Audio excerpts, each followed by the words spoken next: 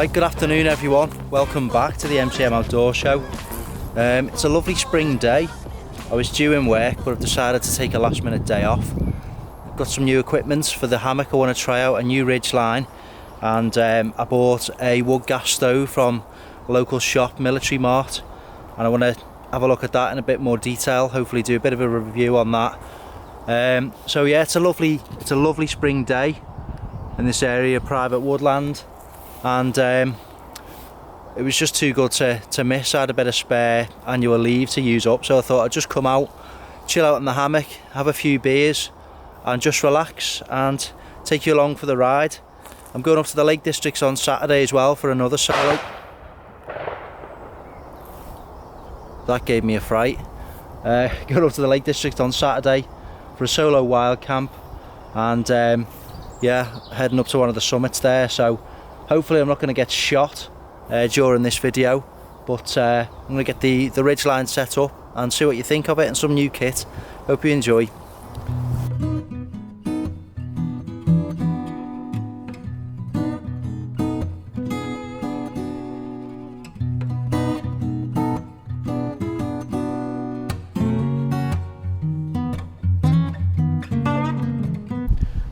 So I don't know whether that's an actual shotgun or one of these gas guns, but it's flaming loud and it's only there. Anyway, I've got a new rucksack. I got my old Osprey one replaced because it started to fall into bits. Gainers and Ambleside were okay in the end after a bit of a standoff, but I stood my ground and it was replaced. So yeah, it's an Osprey Atmos 65. Good bit of kit.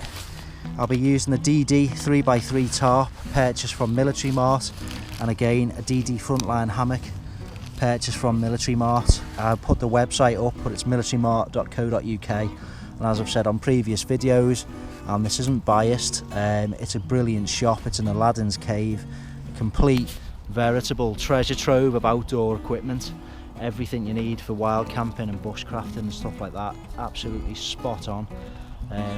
Check it out, and I'll put the links to all the products I'm using today up as well in the description of the video. I'm going to get this new ridgeline set up, and it's a continuous ridgeline purchased from Hammocks. Again, brilliant service there. It's not just a plug-in video this, I've not been asked to do it by anyone, but I purchased quite a few bits of hammock hardware, if you want to call it that, from Hammocks, and it's always come really quickly before the estimated date. It's just an eBay shop, and again I'll put the link up, but I'm going to try it out. It's a continuous ridgeline with some carabiners and stuff like that. Well, I don't know, it's the first time I'm going to use it, but hopefully it's going to be quick and easy. So let's get the tarp up, and then I can relax, show you some of the beers I've got, and yeah, just chill out and enjoy the vid. Okay, so there's two ends to this. There's a fixed end just tied with this loop, and there's a running end with the Prusik knot on, which can slide. That's the adjustable end. I'm going to use this end first and secure it to one of these tree branches. I'm literally going to pass it around and then carabiner it back around to the other side of the line. So dead simple. I've just passed that carabiner around the trunk and clipped it back onto the line. I'm going to just pull this all the way to my next tree, which is going to be here. I'm going to pass the line around again with this carabiner, and then I'm going to take up the slack. Got 9 meters in length. I can adjust it as well, but once I've got a little bit of tension on, achieve my desired height, and then adjust that to the height where I want my tarp. So there we go, it's that simple. I've literally just pulled on this tag end, the Prusik knot slides, the whole thing tightens up. This cord's really good quality, there's no stretch in it, and these are going to be used to secure the webbing points on either side of the tarp, just to make it nice and taut, and I can centre that as I see fit along this line. But it's really simple setup. If I want to adjust that, I can just take some of the tension off and just slide this up the tree, but height wise that's about right for me. It's going to give me some standing height. If it was windy, you'd want to lower your tarp just to stop any rain blowing in from the sides, but that's going to be all right for me. I might just lower it down on that end just a little bit, just to make sure it's level. But don't forget, if you have got a bit of a run off on it, the water's not going to pool and it's going to run off nice and easily. Okay, so the next step is just to centre my tarp on the ridgeline itself. And like I've said, that's done really easily with these Prussic knots, which, I mean, it comes pre-assembled like this, the ridgeline. There's a mini carabiner that clips onto the centre point of your tarp, and you can slide them left and right. And exactly the same with the other one. Get your tarp set up where you want on the ridgeline. You can move the whole thing left or right as you see fit and get it really nice and taut in that centre section. The next thing to do is to guy out all the corners. Then I'm going to put my hammock up, and if I need to tweak the tarp, it's really easy to do. So here's the basic tarp setup. There's a little bit of sag in that ridgeline, and that's not that's my fault. I've not put enough tension on it, so I'm going to tweak that.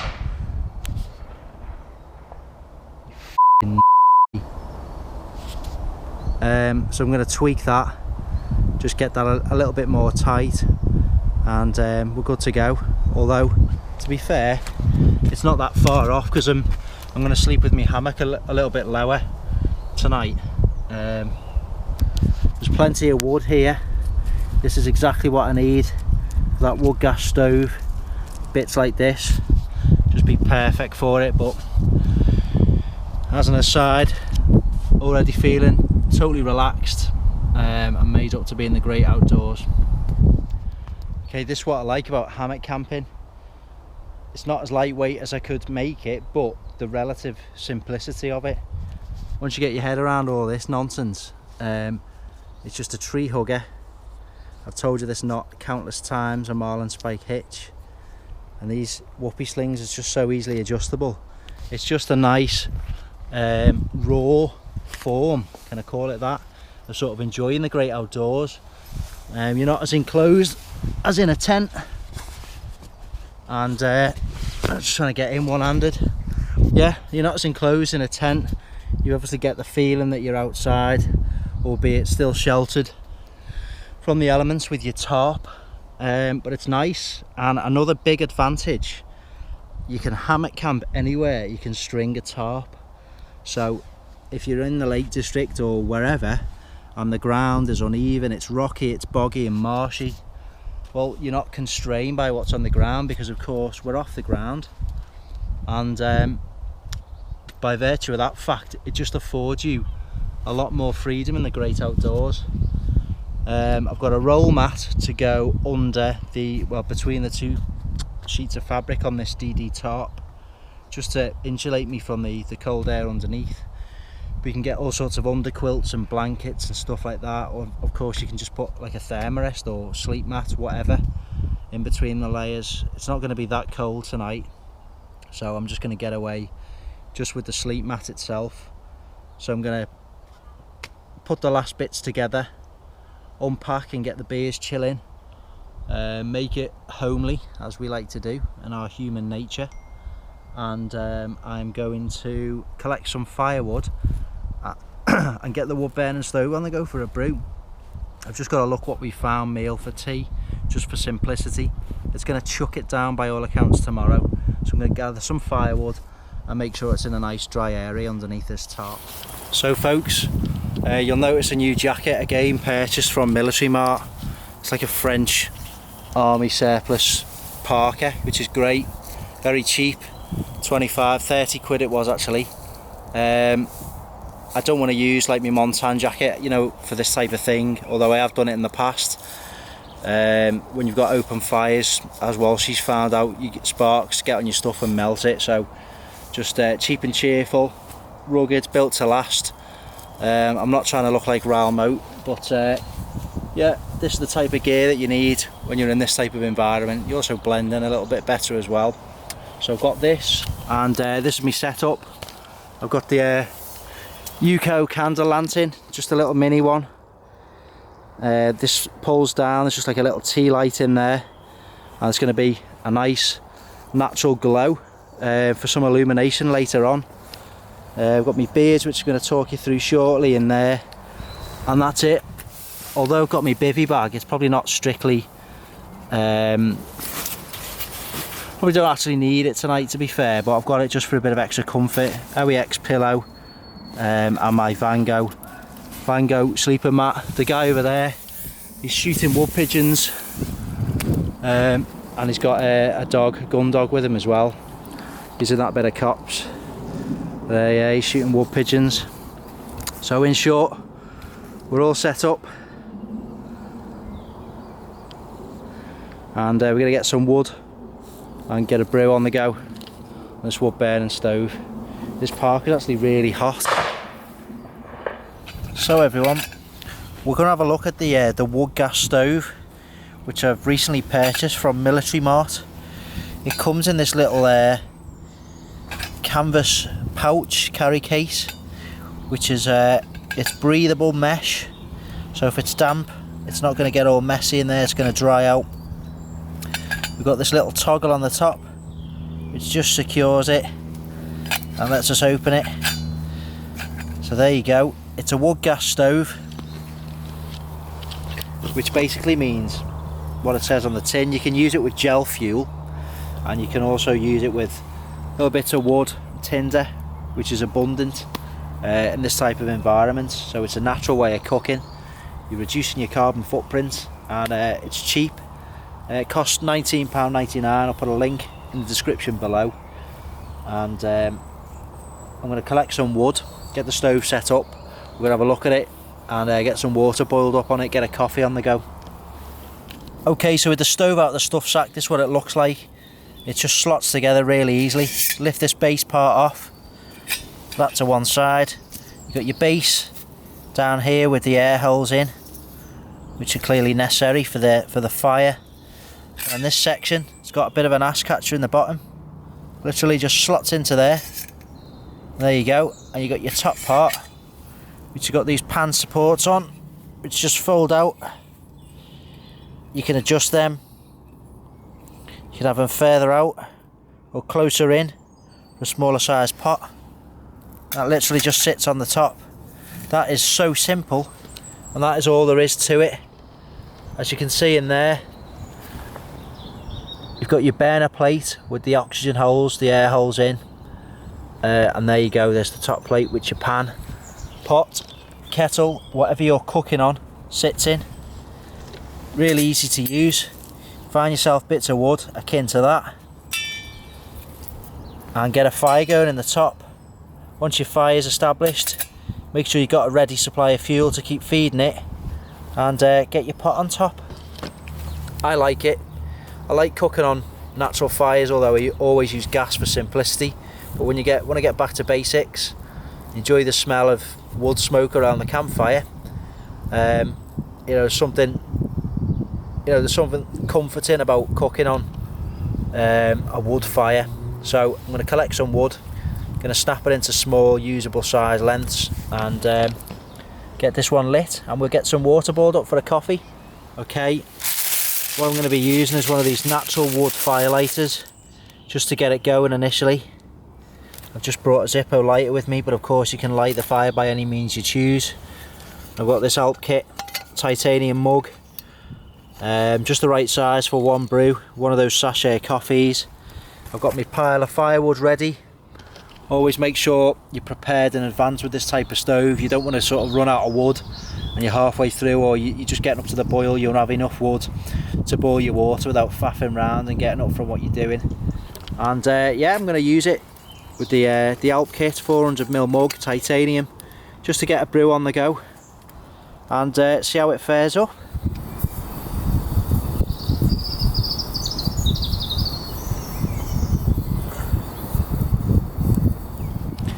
Right, it's not going to be long now. It's just been a few minutes on there. Put a bit of a windbreak up because the breeze is really taking the oxygen out of that. But it's coming along nicely. A few minutes, I'm going to be having a nice hot coffee, courtesy of the Woodgas stove.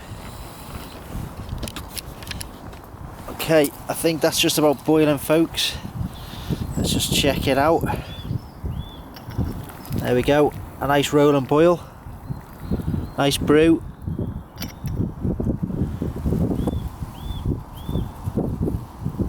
See, that's warm to the touch. It's not hot.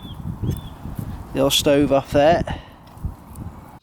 I was trying to do this one-handed, apologies. The lid off.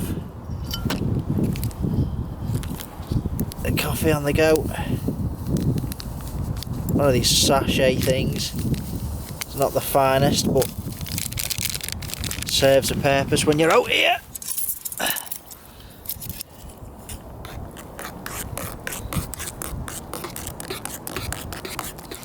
I mean, just look at that. All I've done is thrown a few more twigs on, and within a matter of a minute it's back up to that kind of heat, and you can see the way it's gassing on the top vents there. Excellent bit of kit, well recommended. Well folks, it was a nice brew on the Woodgas stove. You know, compared to gas, well, clearly it's not as convenient. Every time I pick up this, he starts firing off shotgun cartridges. Anyway, it's clearly not as convenient as gas, but I like it. It's a nice, more back to basics method of cooking. And like I say, just the smell of smoke around camp. You can't beat that for the camping ambience. Anyway, the weather's taken a turn from this morning. It's a complete contrast. It was bright blue sky, as you saw, and now the clouds are rolling in, and there's about 19mm of rain forecast. So in short, what I'm going to do is tidy up my cup here, give that a bit of a wipe down with some moss. I'm going to batten down the hatches, make sure the tarp is guyed out nice and properly. The guy ropes are nice and taut, and I've got a climbing book, Mountains of the Mind, which I'm reading at the moment, which is all about adventure, climbing the world's highest peaks. So, having a great time. I'm going to wash my cup and open the first beer. Well, there you go. I've just been rudely interrupted by the shotgun wielding lads. To be fair, he's alright. He was just finding out what's going on. He asked me did I want to go over and see what he's doing, but I'll take a miss on that one. But there you go. It's the Little Bro Session IPA. Really nice. It's really citrusy aroma to that. And I love these cans. It's not like drinking out of a can. You know, it's akin to sort of like drinking out of a cup because of the ring pull situation. But it's nice, all good. Right folks, here we go for beer review number 2. We're on the Dark Arts Surreal Stout. I mean, the artwork's brilliant. It's from the Magic Rock Brewing Company, and there's no taster notes. The taster notes are the can. Look at it, look at that. It's just artistic. Yeah, it looks like Walter White there with some kind of hat on. Just trying to find Walshy. He's not here, but that's his face when he's trying to put a hammock up there by my thumb. Without further ado, let's break into it. One-hander. Camera on legs, here we go. Some crude filming techniques here. Spielberg would disapprove. Here we go for the initial open. Tame. Straight away. Looks like I'm looking into a can off a road resurfacing lorry. It's like licorice, burnt toffee, sort of burnt caramel, creme brulee that's been under the grill too long. Here we go.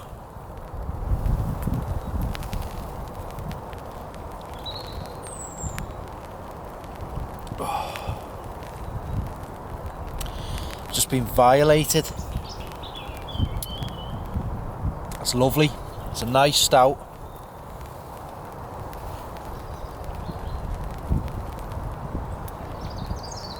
It's very drinkable. It's an autumn beer. It's a cold autumn night beer when you're by the fire. I was going to try and see if I can give you a bit of can colour. Stand by. Bit of liquid colour. Here we go folks. If your wee comes out like that, you're in trouble. So on the dehydration urine scale, that's probably about number 5. You're being on a raft in the Indian Ocean for 6 days without water. You're on the verge of death. So, in short, that's a lovely beer. It's well recommended. Anyway, I told you some misinformation earlier on. It's not a French Army Parker. It's a Dutch ex-issue military surplus Parker. It's got a Gore-Tex DPM lining in. Gore-Tex lining in, DPM pattern, and it's got like a warm pile lining as well. So it's really good, and I love it. All I need is a hood for it. Woodsy, do they have hoods? There's buttons on the back. We can't see them on the website, mate. Let me know. Time wise, it's getting on for, I can't look at my watch because it's trapped. It's about 4:30, 10 to 5, something like that. I know it's not. It's 1800 hours. It's 6 PM. So I'm going to boil up my tea. Mind you, might do it a bit later on. It's all about relaxation, this. So I just changed my mind last minute. I thought it was going to come out. Took a day off work. It's just starting to rain. Nice relaxing sound on the fly sheet of the tarp. And I'm in ultra relaxation mode. I love my new ridgeline. I love my tarp.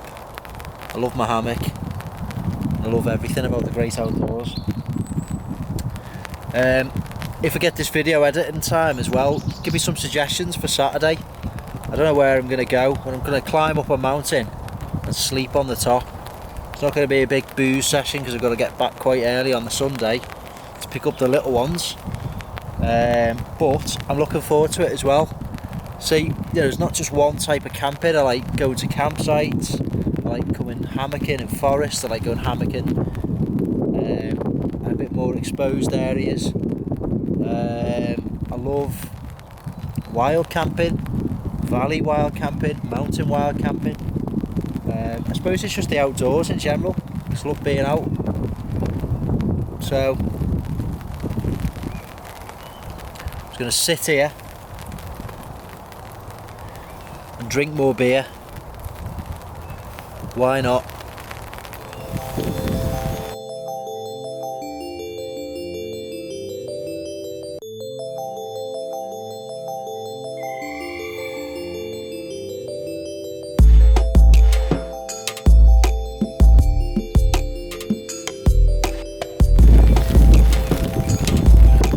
Sometimes I bang on about stress relief, things like that. You know, coming into the great outdoors, you